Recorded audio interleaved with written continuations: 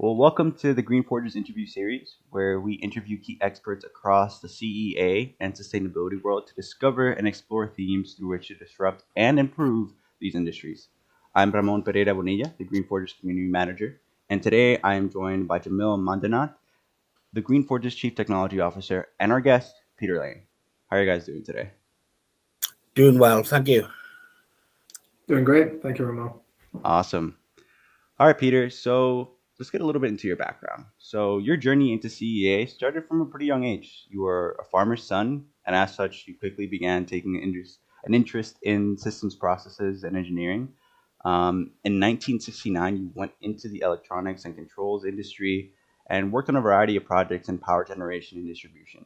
In those 50 years of professional experience, you worked on everything from petrochemicals to nuclear power all around the world. Um, then around the 1980s, you began taking interest in vertical farming.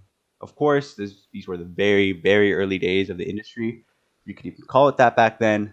But even then, you noticed some limitations on some pretty important features, something that we'll talk about a little bit later on in this interview.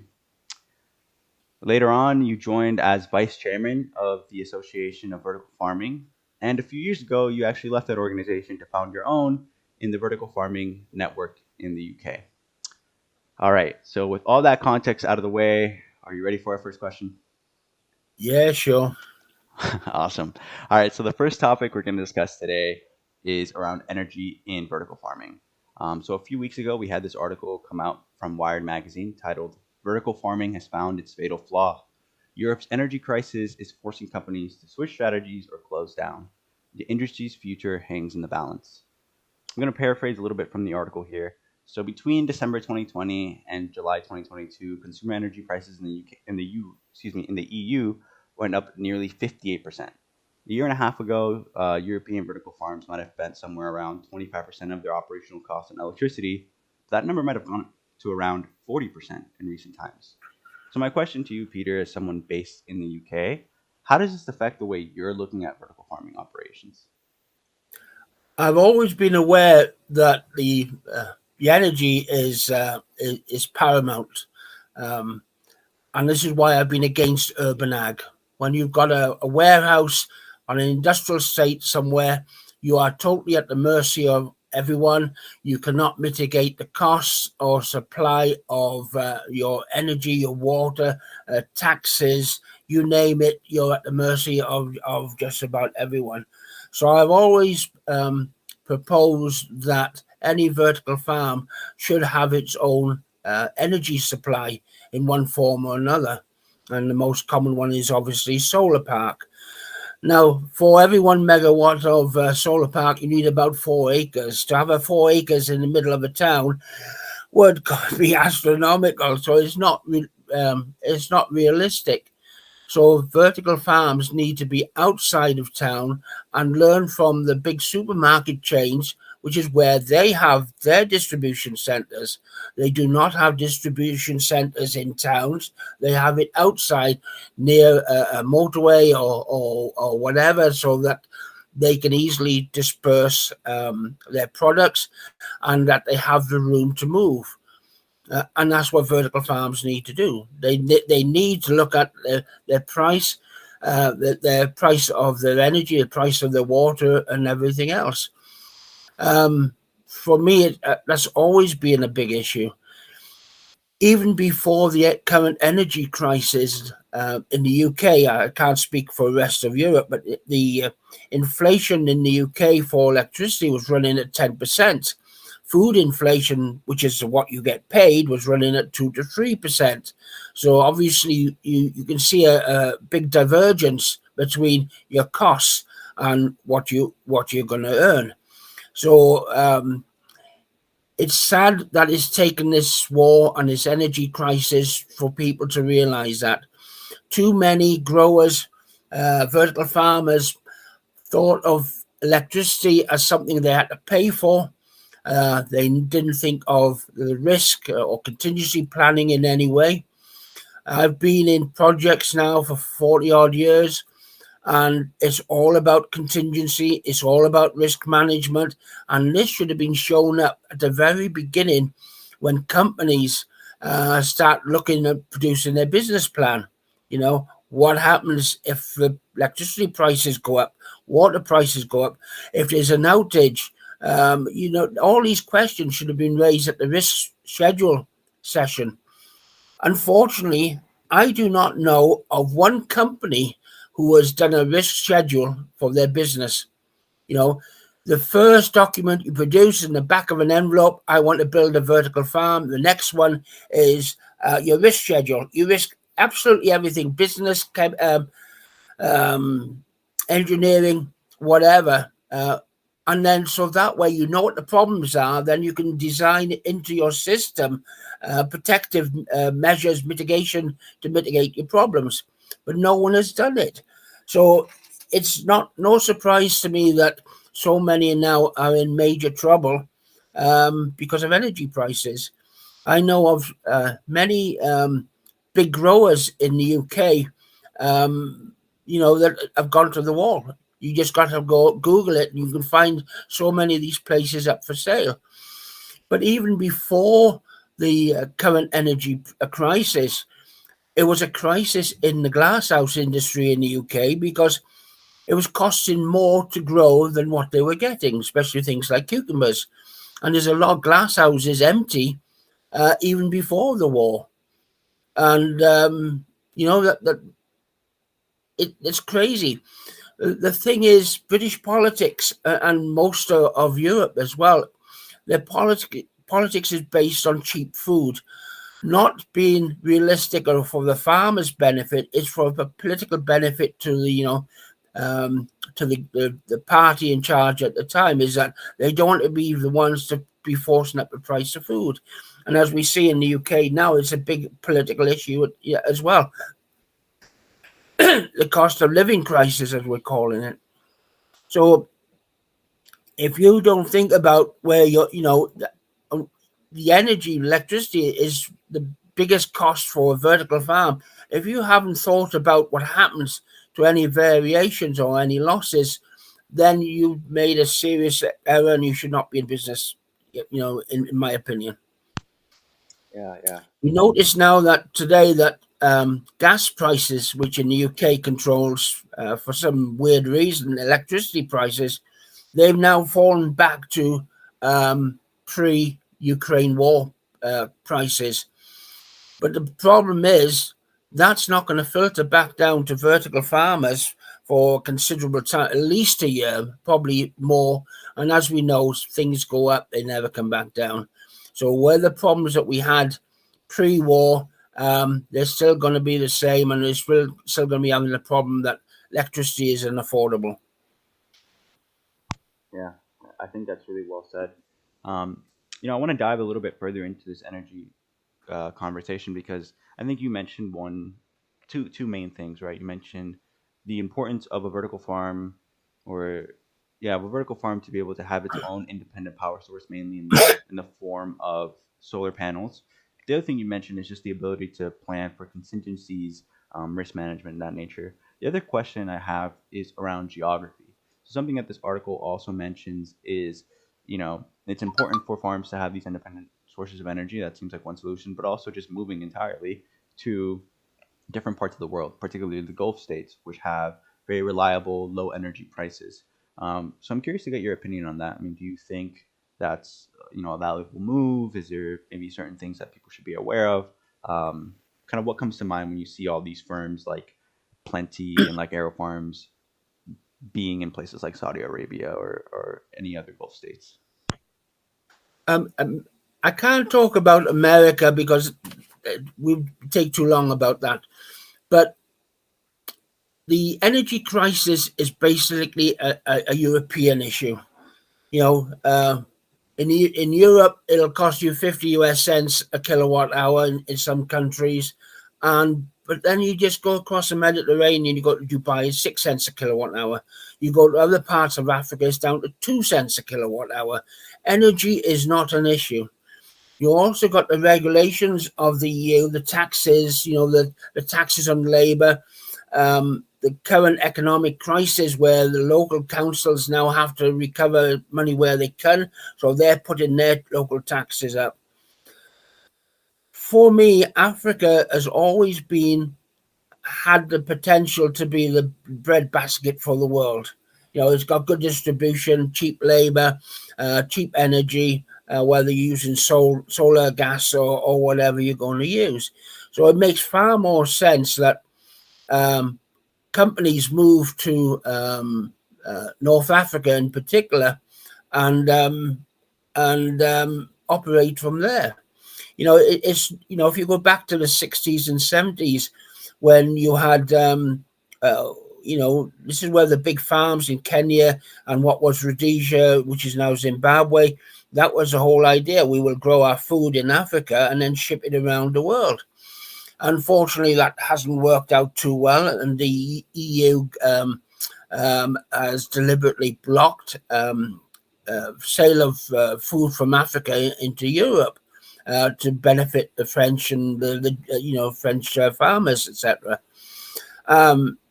I'm attending a meeting now on the 19th for the Oman UK initiative, where they're encouraging vertical farmers and the many variations of to develop systems down there. And to me, it makes sense. It's why should here in the UK it's about 40 pence a kilowatt hour, and then in Dubai it's they said don't worry about electricity prices because they're effectively irrelevant.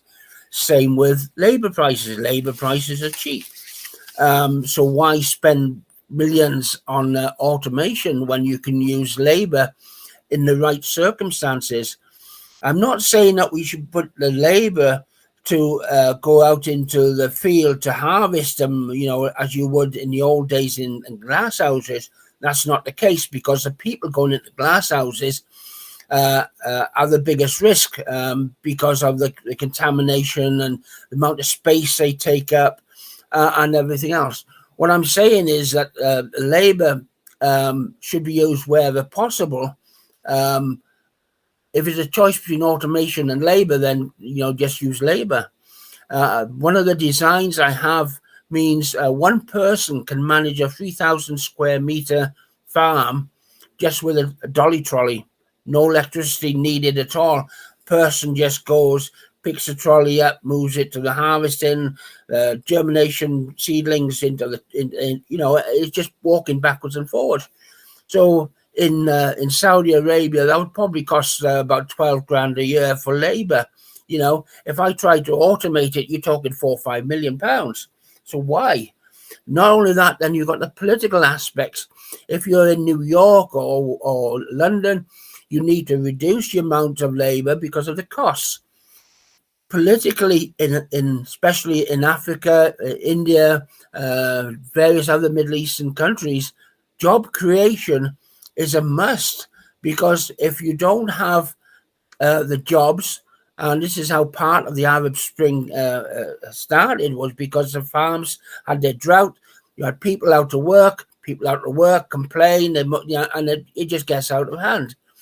So we need to create jobs in North Africa. And then you've obviously got the problem where 1/3 of the world lives in India and Africa.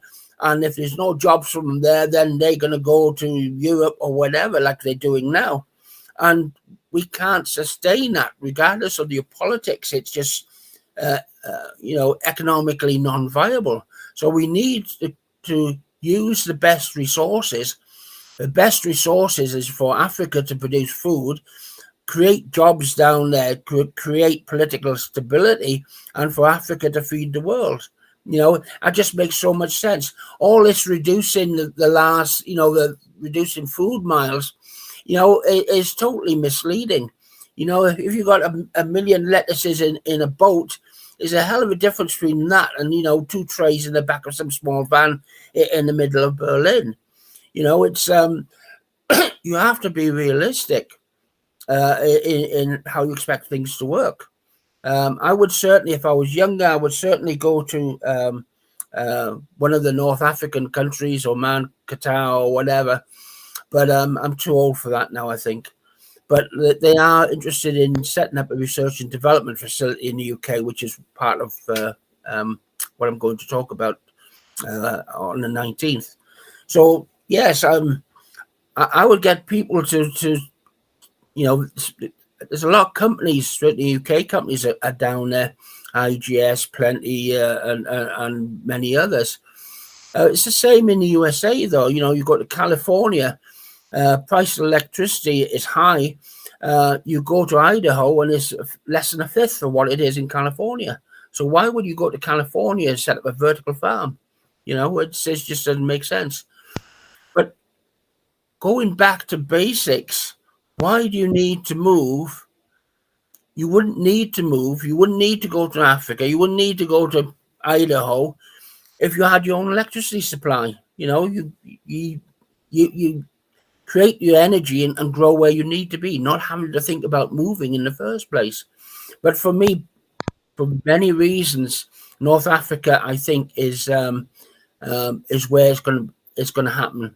The Arab countries, they've certainly got the money, but they also have the imagination, and that's lacking in the industry. You know, I designed the first rack and shelves in the 1980s, and people are still doing that now. Going back to the 2017 Atlanta conference, and all big companies had failed, and they said one of the biggest reasons was use of scissor lifts, you know, as an example, and yet people are still doing that now. You know, rack and shelf systems take up a lot of floor space. If you don't work out your process flow, you lose at least 40% of your floor area for people just to walk around in. And those people walking are costing money. They're not earning you any money unless they're picking or doing something. Well, they're picking actually, but anything else is just a loss. So why do you want people to walk when you should be getting the crops to the person? The person should sit down in a chair and watch a machine doing all the work. You know, if you're talking of places like America and Europe or whatever, and that's not happening. Design of vertical farming, when you look at other industries, is just so backward. It's unbelievable. I did a lot of work in car plants with Fords and certainly Nissan in Sunderland. Oh, that's at least 30 years ago now. And I learned a lot. Things were moving, you know, it was efficient, you know, you weren't walking around, you were working. And in vertical farms, we got people walking around. We see people with silly scissors and beard masks and everything else, and you're thinking, what planet are they on? You know, it's vertical farm design is 30 years behind where it should be. Yeah, yeah. I think you hit on a lot of really good points there. Um, I want to circle back to a few of those, especially the conversations around vertical farm design and the rack and shelf system. I think that's an important thing we can talk about and dive into a little bit further. But the other thing I do want to mention is, you almost touched on this topic of localism and regionalism versus globalism, whereas you have a system, or you use the geographies, the innate advantages that certain geographies have to produce or grow or manufacture certain things there, right? So like you're talking about the North African countries, these Gulf countries that have really low energy prices, they're strategically located where it makes sense to ship things out from them. I think that it's you're almost talking about like a reckoning that's happening within the industry. It's like, oh, we can't just grow anywhere we want. We need to actually look at the geographies we're in. So I think that's a very wonderful layer to add to our conversation. The next kind of question that I wanted to talk to you about was around investor hesitancy and this sort of looming recession, or maybe currently occurring recession that a lot of people think that it is going to occur or is currently happening. So I'm quoting here from the same article, which is a great article, by the way. If our listeners have not read this article, highly recommend they do. Um, so it says, quote, at the same time, investors are starting to tighten their belts and look for faster routes to profitability. Vertical farms are expensive to build compared to conventional outdoor farms, unquote. So I think from there's a couple of things that we can talk about. First is, what do you think about investor hesitancy in vertical farming, especially in the context of what many believe to be this looming recession? And then secondly, how do you balance, some of these investors' expectations of like quick returns with the reality that CEA projects, vertical farms, tend to have slim margins and a long return on investment. How do you sort of balance their desire as investors to have quick returns with that reality? So Yeah, if you could answer both of those things, that'd be great. I have spoken to investors for a number of years on the subject now. And before COVID, I was at the Royal Agricultural University, and I did some seminars on the reality of vertical farming. And just before the week before the COVID shutdowns, I did a seminar in London. Where do you start? Reality. Investors like new shiny toys. They're not bright. People with money understand money. I understand engineering. I'm not good at the money side. So everyone has their role to play. So they like to be told that they like to hear what they want to hear and ignore the rest. And that's a big issue. And a lot of investors I've spoken to, that applies to them for definite. One of the things from vertical farming that never gets talked about is asset value. When you put in a vertical farm, it costs millions. Especially if it's going to be an automated, enclosed, closed loop system, etc., etc., etc. Once that's installed, your asset value is scrap. Because your lights, though they might work for 5 years, as we've seen already in 2 years, efficiency has doubled, etc., etc. So the reality is that in more likely 2 to 3 years, you're going to start looking at changing your lights just when you're starting to make money. That is a very expensive and very disruptive business. When you're looking at rack and shelf systems, how do you change your lights? They're at a height, they're awkward to get at. By the time you get your scissor lift out, you're going to maybe change 4 an hour. If you've got a 5,000 square meter system, you've got 5,000 lights. So you'd work out how long that's going to take and the risk, because now you've got these people with boxes and new lights, and they're walking in and out, and they're disrupting the normal traffic, because there's only so much walking space, and they got a risk of contaminants. It just goes on and on and on. And people they've never understood it. They've never really looked at what I've actually got when I've spent my 5, 10, 20 million or 100 million. It's very, very little. You might have about 30 or 40 people on with very fancy titles, all pigs at the trough, but they're not producing anything. You have to be, for a leafy green, you're replacing a farmer with a tractor, a wife and 2 kids and a dog, and now you've got 20 or 30 high paid title workers, that you have to pay for, and as you said yourself, it's a very slim margin. It's a high volume, slim margin. And a lot of that is because of the lack of value-added processing. You make some money on the growing, if you're lucky. You make most of your money in the value-added processing. For leafy greens, if you just sell leafy greens or a lettuce, you might get £1 a kilo. Chop it up and put it into a plastic bag, and it's £5 to £14 a kilo. Same with strawberries. You get £3 a kilo in a little punnet. You dip them in a bit of chocolate, put them in a heart-shaped box, and that sells for £34. You can Google that and you'll see it. It's the value-adding processing.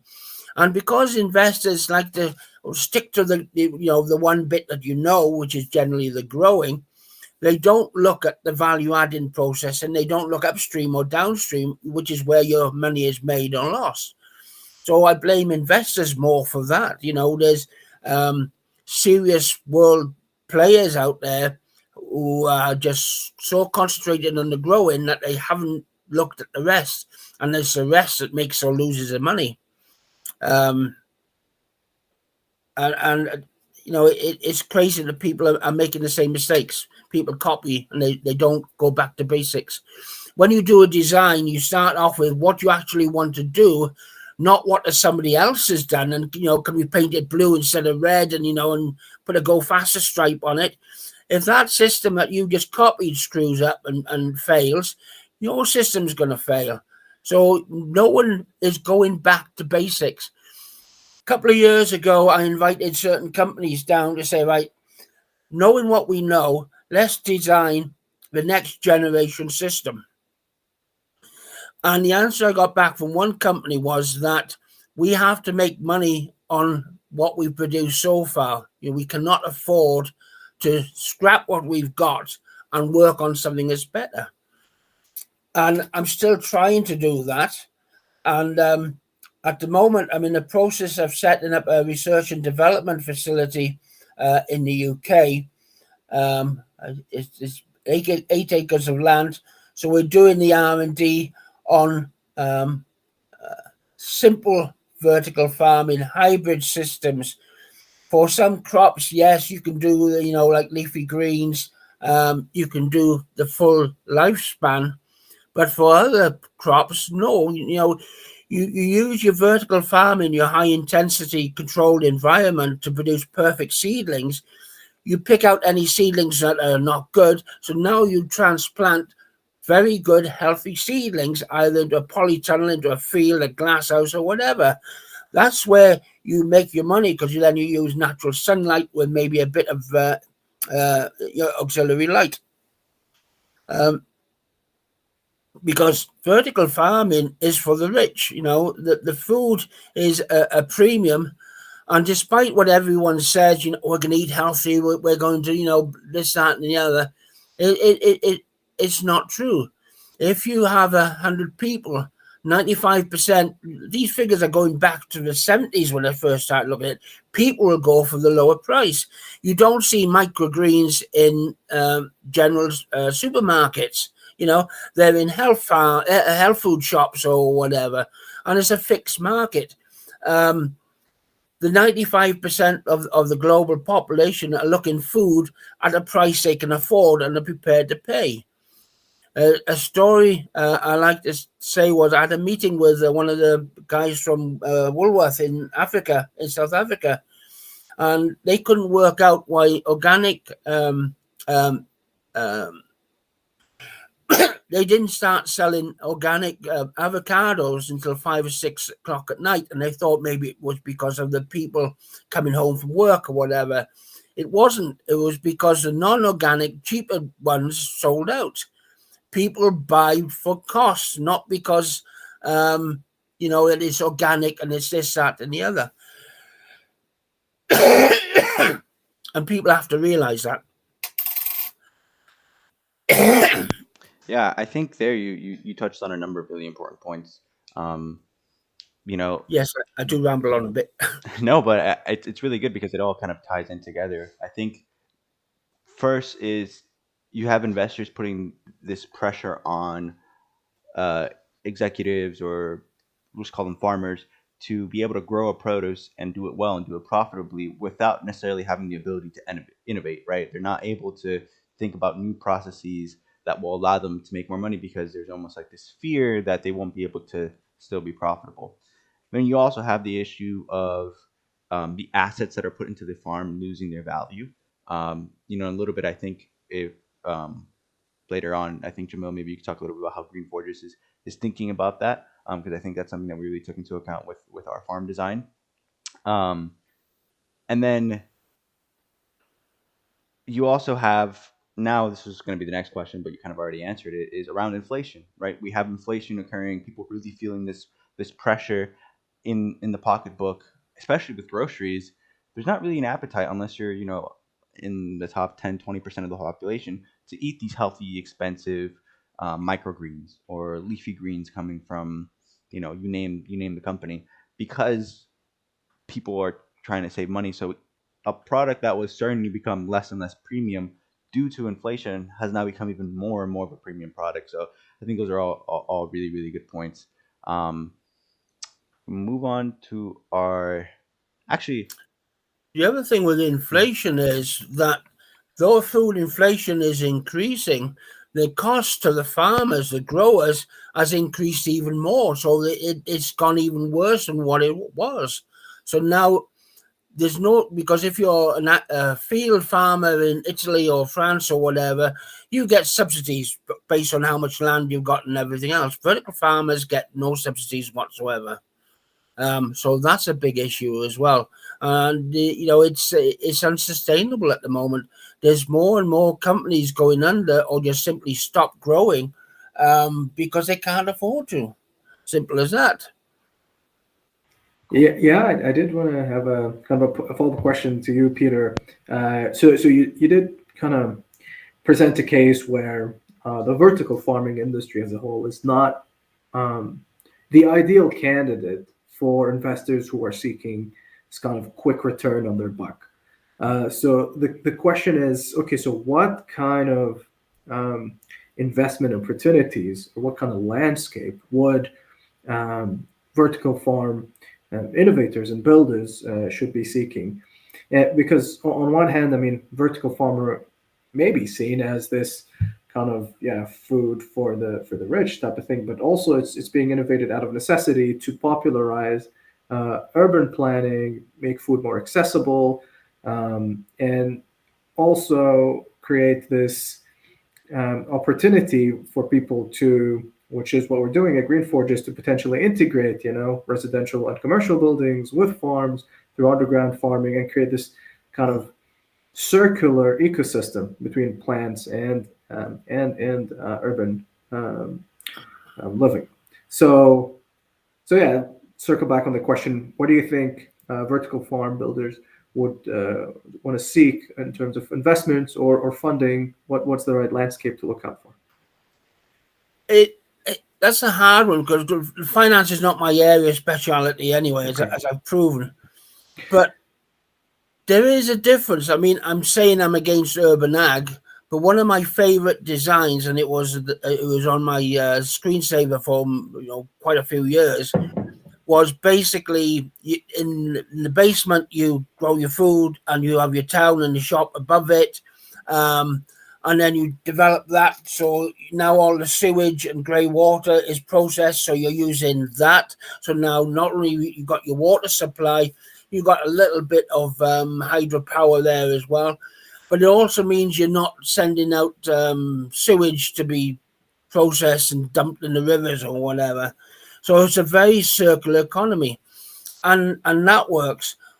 The main thing that I'm doing on this project is to prove the sustainability and resilience of communities. If a community can create, say, 30% of the jobs required for the workforce in producing its own energy, its own food, water treatment, and the usual firemen, policemen, managers, and everything else, regardless of what happens in the world, that community will survive. The 30% of the people, they then go to the bars and the hairdressers and everything else. So the money goes round and round.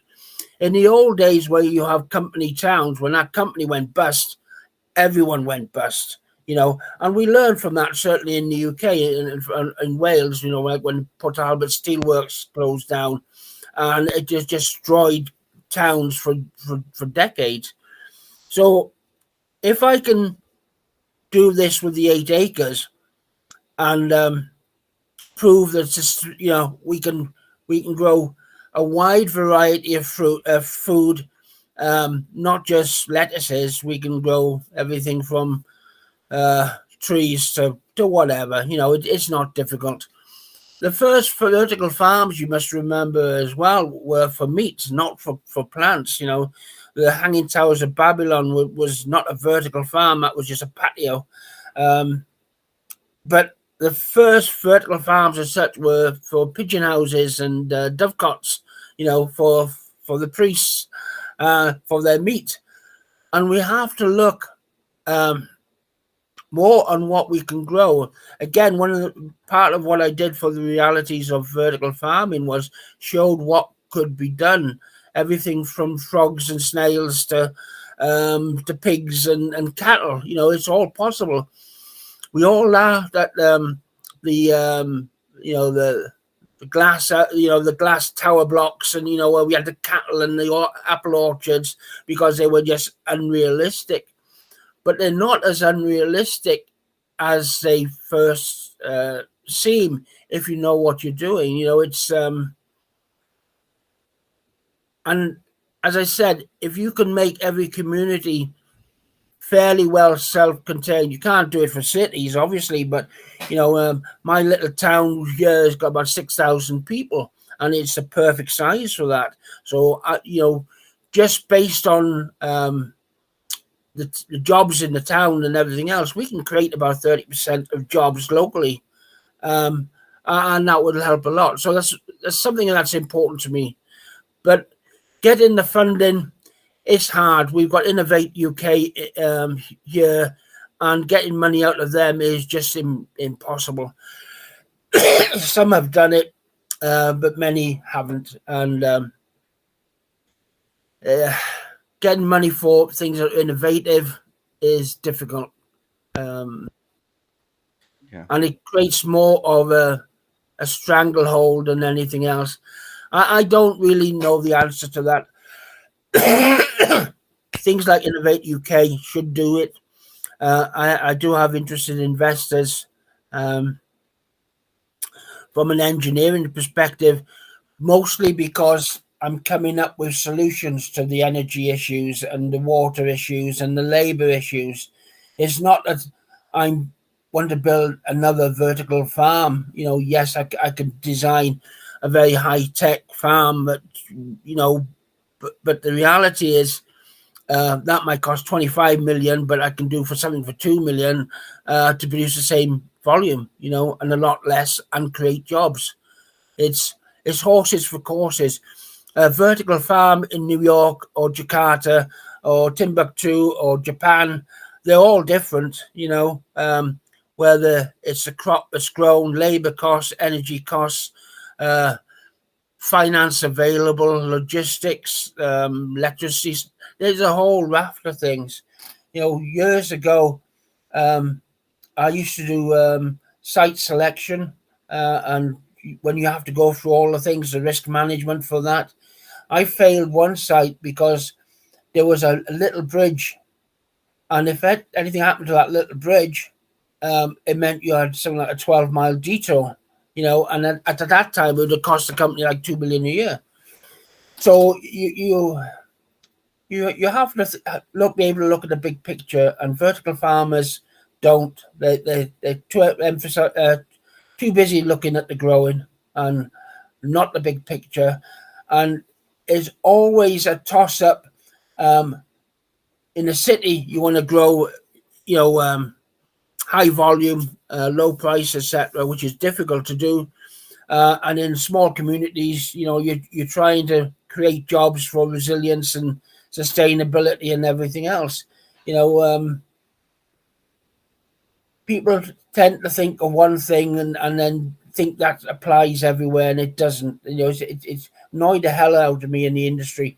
When we look at the media, it's always talking as if it's an American system, rather than, as I said, 1/3 of the world lives in Africa and India, and you can't equate the needs of Africans and Indians to a New Yorker. It's just not realistic. It's ridiculous. Yeah. So, to be honest, the short answer to that, I don't know. You have to be lucky. You have to have a proof of concept. I struggled with that for a long time, and I built my first uh, conveyor system, overhead conveyor system. It was only a small thing, but at least people could say, "Oh, yes, I can see what you're talking about now." And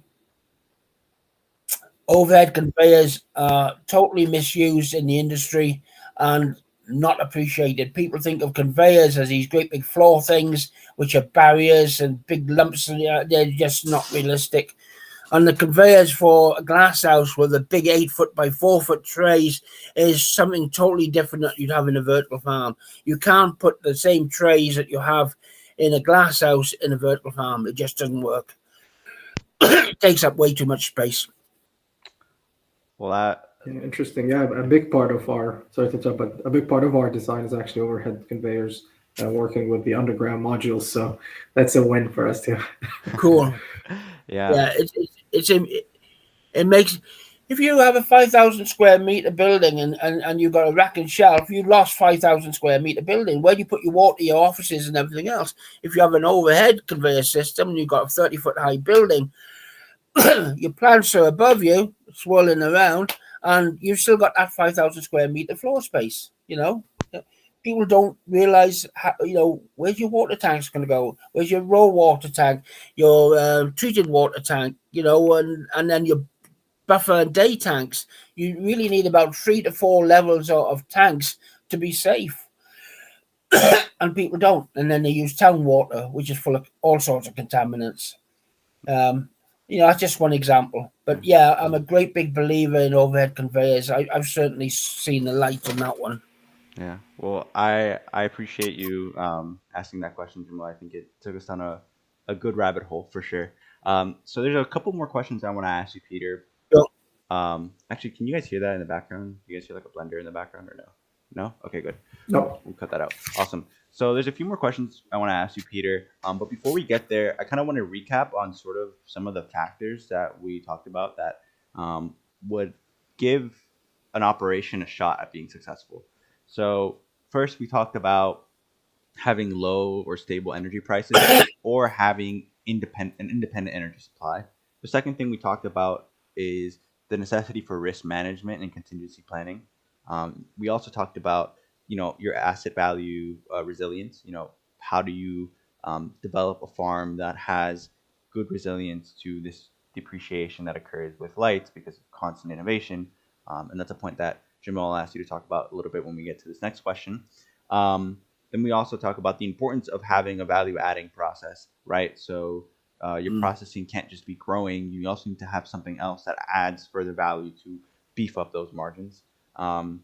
Fifth, we talked about the lack of or the necessity for almost like a lack of traditional competition in like outdoor growing, or the ability to be able to sell at that premium. I think that's something that we've discussed is a necessity at this point. And we also talked about we didn't say it directly, but we talked about the circular economy of being able to go directly to the consumer. So it's almost like there's a necessity to be able to either bypass the retailer or have a really good, consistent relationship with the retailer, so as they won't be able to constantly change prices on you and constantly affect your bottom line. So that's also a very important point.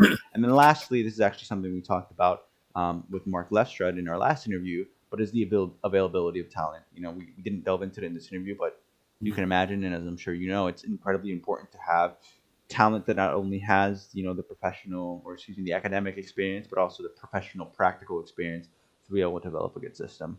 So with all that sort of recapped, I want to move on to our last two questions, which we sort of already talked about, but if we could dive into further. So earlier on you mentioned that you think the rack and shelf system, which is, like we alluded to, basically a staple system of the industry, has some pretty significant limitations. So if you could just sort of reiterate very clearly what those limitations are, and explain why they're so critical. And then Jamil, if you could jump in sort of any point in there to talk about how we think about those limitations, why we went about the design process in the way that we did, and then also throw in the thing that we do to be resilient against asset depreciation. Three main differences between glasshouse and vertical farms, and they're critical: visibility, accessibility, maintainability. In a glasshouse, 20 foot away, you can see a lettuce. In a vertical farm, 2 foot away, you can't see a lettuce. A human can't see much anyway. They can't see if there's a bug under a leaf. They can't see the changes in color, especially if you're using non-white light. So how do you see anything? You can't, not with a vertical farm. Even if you get your scissor lift right up to the level, you can see the first layer, but the bit behind it, you can't see. And there's only like 2 foot of space, so you can't exactly climb over and have a look. So you do need a vision system. There's a thing called phenomics, which is like an MRI scanner, for a simple version of it, for plants. And there's two ways you can do it. The first way is you move the plants through the scanner, which is very inefficient, and it's not a good idea at all. The second way is if you move your camera over the crops. On the design that I've produced is the camera sits in this box, which is about 1 meter square by about 15 to 20 centimeters deep. And it's a multi-purpose box. But from the vision perspective, it has like a plotter system of a 3-axis control. So it moves an X, Y, and Z up and down. So above the plants, your little scanner flies across on rails, self-powered, and it looks for anomalies. It does not check every single damn lettuce because it's not realistic. It's looking for differences. It knows that by day 10, the green blob should be this size and it should be this color green. If there's not a green blob there, then it goes and investigates. Now, with this three-axis system, I can drop a little camera around a lettuce, go all the way around it, up and down it, look underneath and everything else. I can now send this information. We had this discussion with Delphi about 3 years ago. So I can now send this information to Delphi or anyone else in the world. The AI system doesn't know what's happening, and so I send this vision to Delphi as an example, and some expert there puts on his VR glasses on, and in front of him there's a 6-foot lettuce. He can look underneath it. It can see if there's a bug hiding underneath. He can see the colors, the angle of the dangle, air temperature, humidity, airflow. The whole range is there, the nutrient readout for what everything's going on. So the expert can say, yeah, there's a nitrogen deficiency or something. But something as simple as that would have been picked up by the AI anyway. Now, one of the problems which really annoy me, is a lot of people saying they have AI in vertical farming. They don't. They have environmental control systems like I worked on back in the 1970s and basic PLC could do. So you need a vision system. You need to be able to see. The second one is accessibility. How do you put your stuff on the shelves? How do you get them down? How do you get up there to fix a leak? How do you, going back to visibility, how do you see leaks? How do you see build-up of detritus? How do you see the colors of the leaves? These things are important. And without a decent vision system, you can't do it. So with accessibility comes under accessibility. It covers two things really, and maintainability is a bit of the same. How do you change a light bulb? You're 10 levels up and about 2 levels in. So how the hell do you get at it to slide out this great big aluminium LED light? You need 2 people to do it safely. And I'll tell you from experience of 40 odd years in the industry, they'll do about 4 an hour on a scissor lift. It's as simple as that. So it's going to take a long time, lots of risk and everything else. So it also means then you have to have your walkways. So you've now lost 40 to 50% of your floor space. And because it's a floor-based system, you can't do anything underneath anyway, like you can with an overhead. So what if you could do it? If you need, right, with maintainability, anything, this is standard in the nuclear industry anyway, anything that needs to be maintained is outside the hot zone, as it were. So your water pumps, air pump, whatever is outside the growing zone. It's in a box about chest height. It's cassette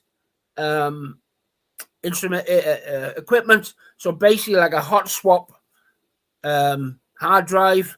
You slide a motor out and you slide a new one in. No kneeling on the floor and doing screws and cables, etc., etc. So that's one of the maintainability issues. The only thing you can't take out are the lights, for obvious reasons. So how do you change your lights? Now, we know that 90 odd percent or more, except for Brabus, LED lights have got an electric cable which you have to disconnect and undo the change hooks and everything else, and then slide them out, which you obviously need room for. And it amazes me how many people don't even know which way to orientate their damn lights as well. But that's something else. So what would happen if you had a little robot to change your lights for you? So now you don't need people. My little 1 meter box has got a sensor on it and a little arm that you see on sci-fi, satellite repair thing, and it, whatever. So the arm goes under the light. It checks for intensity and spectrum. If it's out of specification, it picks it up, takes it out, puts a new one, and does the reading again. Now, you can't do this with AC-powered LEDs because you can't undo the damn cables. If you have a DC busbar system, all you're doing for the current is you're resting either end of the LED bar onto a bus bar, a positive and a negative bus bar. Doesn't matter which way around they are because you've got a little DC bridge in there anyway. So if you got your bus bars and you got your LED across it, all you have to do is pick it up. Any little robot can do that. That's very basic stuff, and that works very well. So now you've got a 25 grand little robot working 24/7, 365, checking your LED lights, replacing them if necessary. The unit that carries the spare one is like 25 to 30, depending, because they're only about 20 millimeters, so I call it a quiver. So, it's just like a quiver for arrows. It picks out an old one, puts one in, a new one, and whatever. And when that quiver is empty, is full, it just takes it to the end, drops it off, and picks up another one. And it just goes round and round and round ad infinitum. So apart from now not needing people, it also means you've got constant data on your LED lights performance. So you do it tests every 3 months, 6 months, or whatever. So you know that if there's a deterioration other than expected. In the early days, there probably would be a more changes, but these days with LED quality, it's not so much an issue, but it's certainly something that you need to be thinking about. So then you can do your 2 years time, you can start doing your cost versus benefit. These lights are good for another year. There's nothing better at the moment. It's not worth the cost of changing these lights for another year. So you saved a ton of money. It also means you don't have to have an army of people on scissor lifts going up and down changing lights. So that's the part on right. The other part of this little sensor, one of the biggest problems in vertical farming is mold, mildew, whatever, and bugs. Now I'm working with some guys who are doing graphene sensors. So apart from doing the obvious sensing, they can now sense mold, mildew, working on the sensing of bugs through ammonia or whatever from things like spider mites. And it means then you can act before. Normally on a system, by the time you notice spider mites, they're everywhere, and you're screwed, and you have a major issue. But with a mold sniffer, and these have been around for quite a while anyway, they're not new technology. It can sniff out mold mildew at a very early stage, and it can blast it with a laser beam. Nice and simple, nothing high tech, because you can't blow it, you can't wash it, because all you're doing is spreading spores. So you have to destroy it in its place. And one of the easiest way is a small laser beam. It hits where the mold and mildew is, kills it, carbonizes it, and just carries on. So that's one of the aspects of maintainability. So, and obviously, with a decent type of camera, as I said, it can see what people can't, and this does it by itself. It doesn't need someone sitting at the end of a television screen to tell it what to do. So it's one of the things we wanted to develop. Yeah, Jamil, I'd love to hear kind of what your thoughts are on that and how some of those things are being thought about at GreenForges from a product design perspective. Yeah, absolutely. Yeah, you brought up a lot of the challenges that we've been facing in the design process. I mean, as you may or may not be familiar, what we're doing is we're taking a different approach with the vertical farm design. We're going underground. So we're kind of building that farm in what is similar to a water well, a small diameter water well, and going below the surface. So the visibility challenge is definitely present there. And what we try to do is address it using cameras. So I'm definitely going to be checking out the MRI camera method that you have mentioned. Yeah, that I haven't come across yet. But at the beginning, we're starting off the first iterations with, obviously, you've got your basic sensors in the farm. Anything from water sensor, temperature sensor, humidity sensor, pressure sensors. In addition to a small camera that just monitors the growth cycle of the plants. Been speaking with a professor, Miguel, who's doing a research into machine learning algorithms that you embed into the cameras that read the plants and kind of identify based on the color and shape and bed angle how the plants are doing and if they're missing any water or missing certain nutrients. So there are some systems that we can embed, but definitely the visibility component is a challenge that we're working on addressing through sensors and camera equipment. The other one is accessibility that you mentioned, and that one also because we have our compact system going underground. The accessibility component is we're just making sure all aspects of the forge are accessed from a single entry point and using a very called straightforward method. We're using cable systems that will allow you to access all the growing columns that are just oriented around the forge.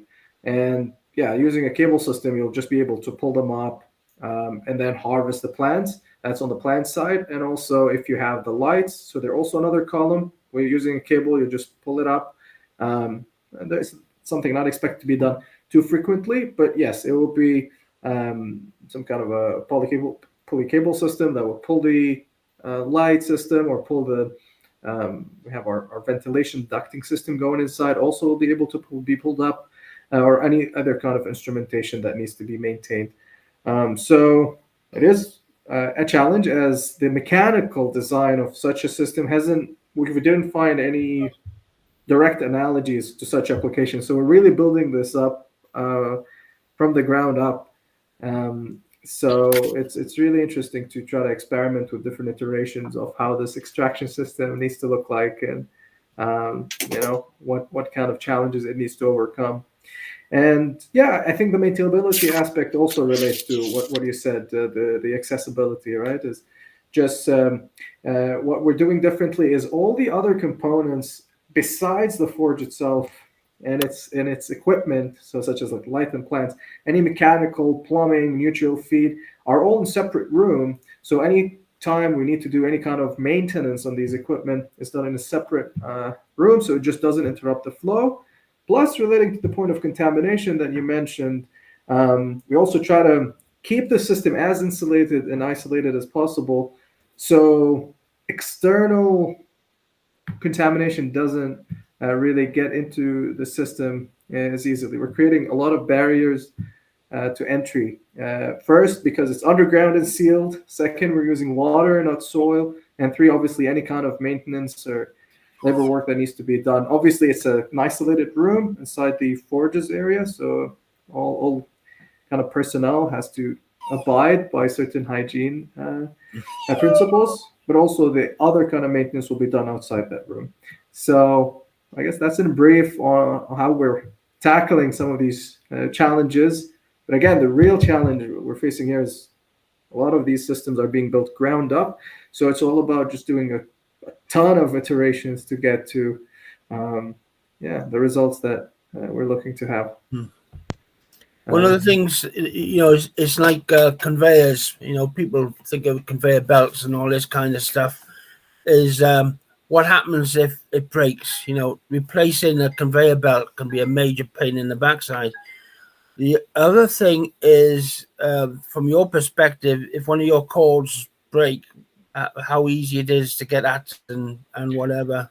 Yeah, and in this situation, it's as severe as having an elevator breaking, right? So it's something we want to reduce the probability of it happening to the largest extent possible and increase our safety margin. So this is again reducing the probability of it happening. The cable system for the forges, it will be super. It will be quite the challenge because it has the potential of destroying everything around it in the forge. So I would use the analogy of an elevator in this context in terms of the severity of that damage actually taking place.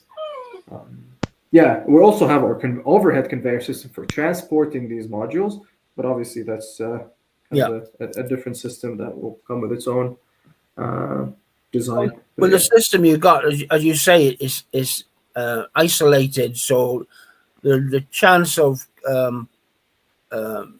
contamination from bugs or whatever is fairly remote. The biggest risk is from mold or mildew, where from the moisture on flat surfaces.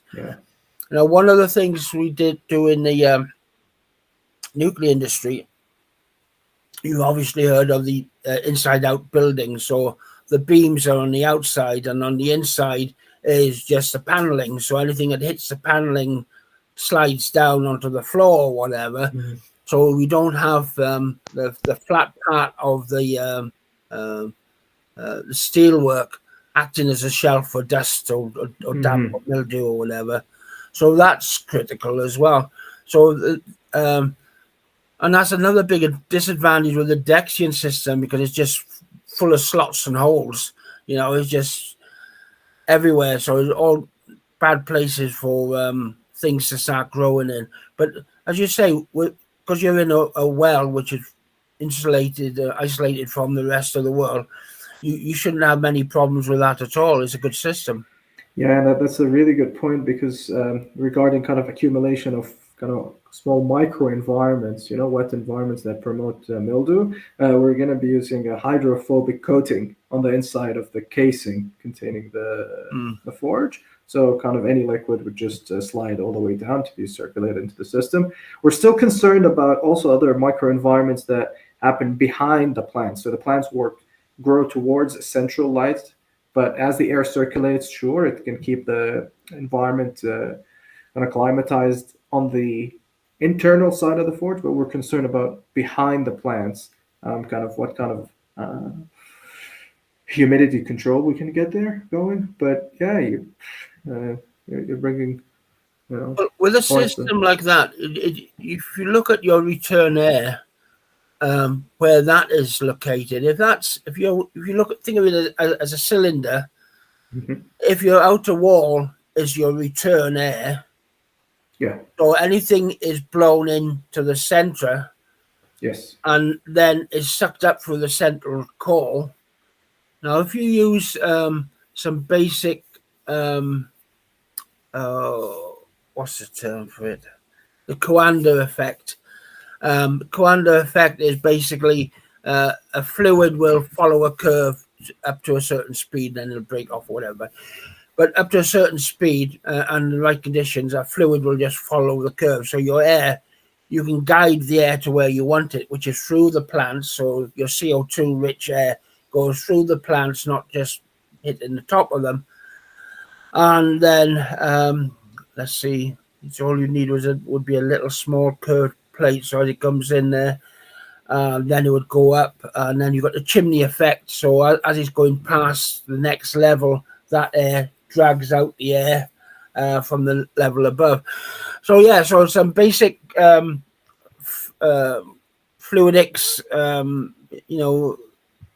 would do well there. Interesting. As you say, you want the air to be blowing.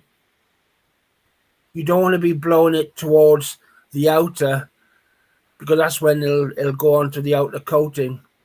Yeah, so if you have it on the outer coating to start off with, it blows everything into the Yeah. middle to be easy captured.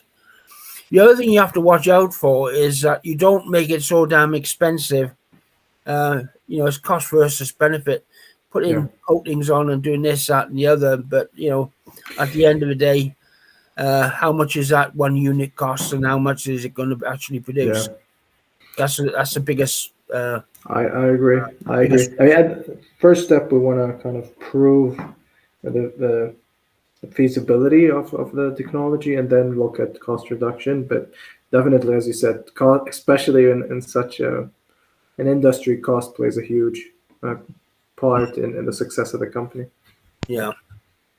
I love it, man. I love it. I don't know if I might need to cut some of that out for the interview because we're getting a little technical. We'll, Yeah, we'll talk to Phil about no that. worries. But it was Yeah. super useful. A lot of that we'll definitely be using and Cool. incredibly valuable. Um, so we have about 14 minutes left or so. I have one more question I want to ask you, Peter. But I also, uh, with fear of sounding redundant, I do want to ask you, Jamil, if you could talk just a little bit, maybe a minute or so, about what GreenForges is doing to have more prevent against asset depreciation in the context of like the steel casing versus other vertical farming operations. Does that ring a bell, or am I sounding a little too Yeah, redundant? I just want to kind of get a better understanding of what we mean by, like, when we say asset depreciation, we mean, okay, so once we've implemented a certain technology, then by that time the the farm is profitable. You have a better technology that's out there that you want to change it at that time, type of thing, right? Am I getting that term correctly, or? Yes, yes, exactly. And so then the kind of the question or the answer I'm trying to get you towards is like, how is having a steel casing different than having, say, a rack and shelf system, which requires a lot of different changes. Um, Right.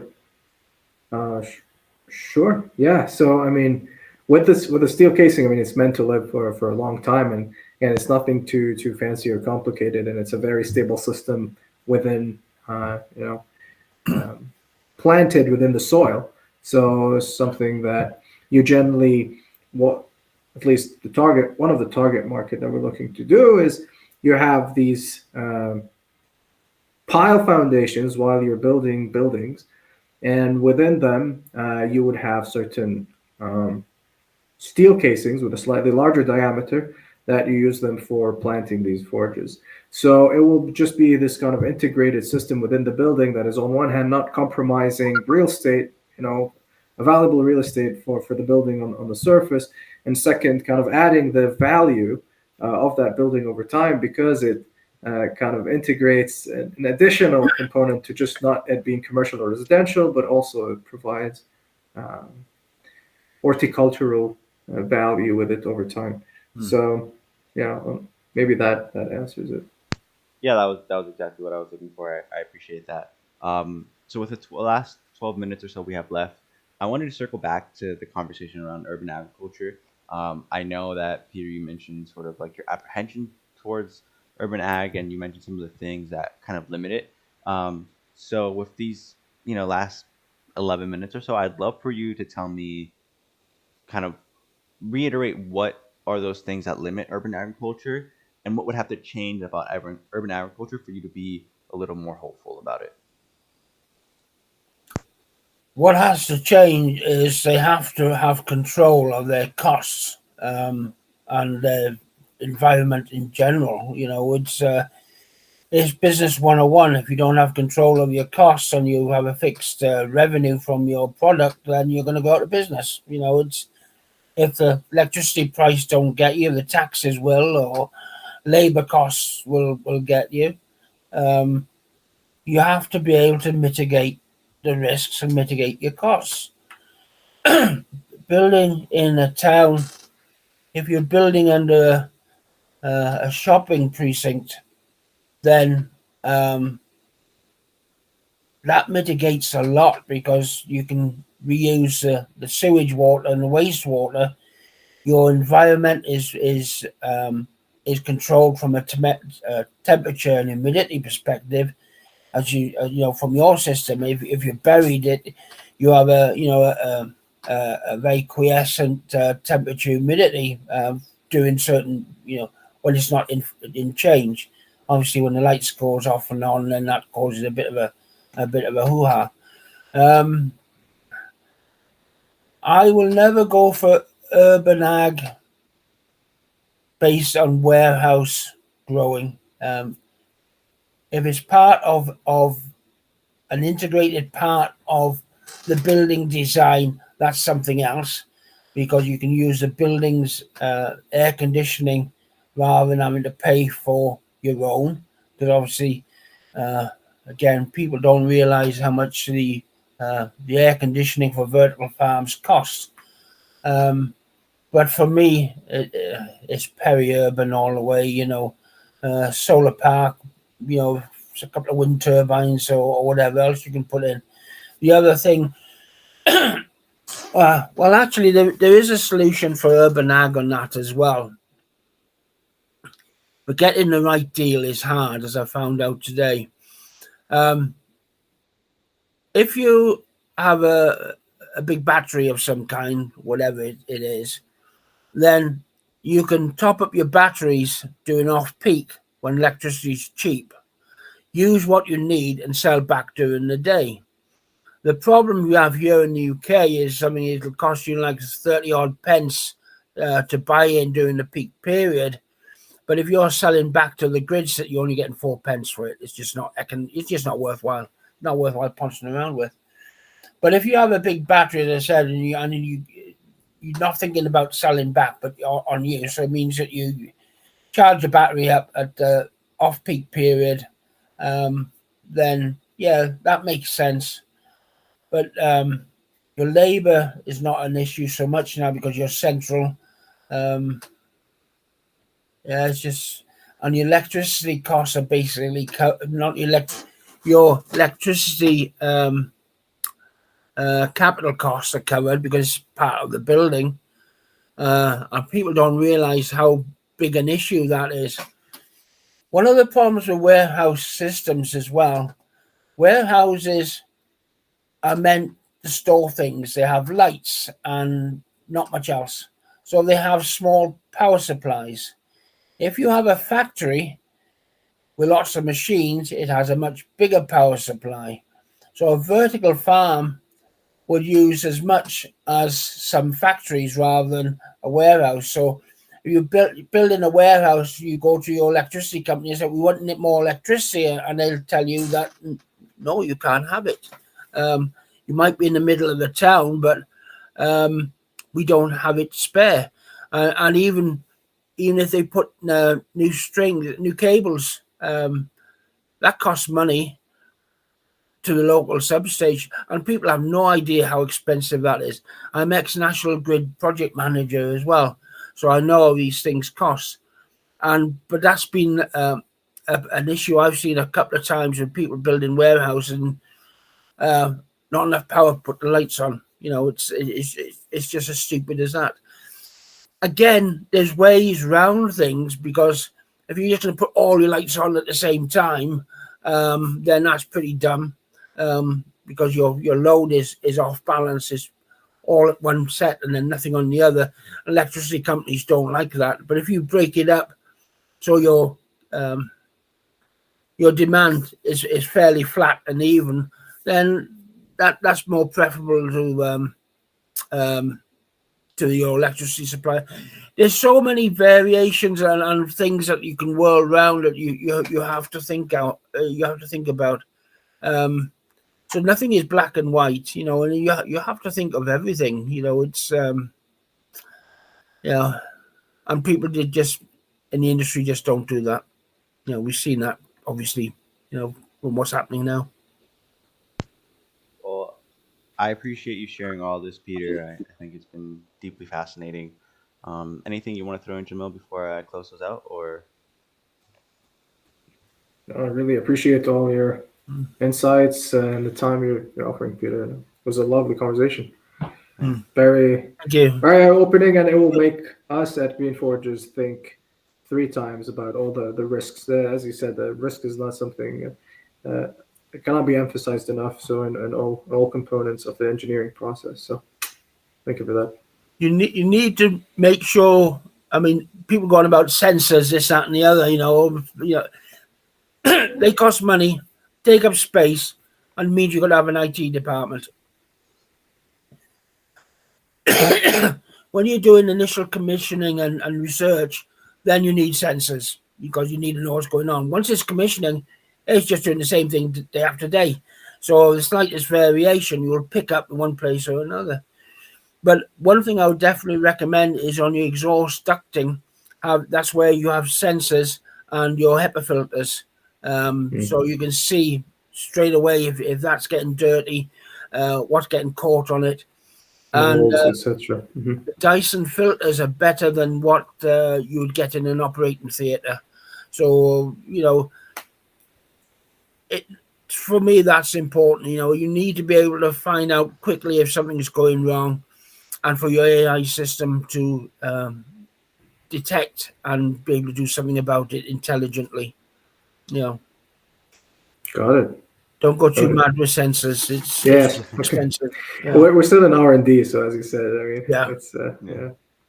Awesome. Well, thank you both for sitting down and having this wonderful conversation. It's been really insightful for me, even though I'm not on the technical side. I've learned quite a few things as well. And thank you to our listeners for tuning in. And we'll catch you guys next time. Thanks. Great. Cheers, guys. Cheers, Ramon. Take care. Get back. Cheers. Bye. Ciao, Bye. guys. Bye.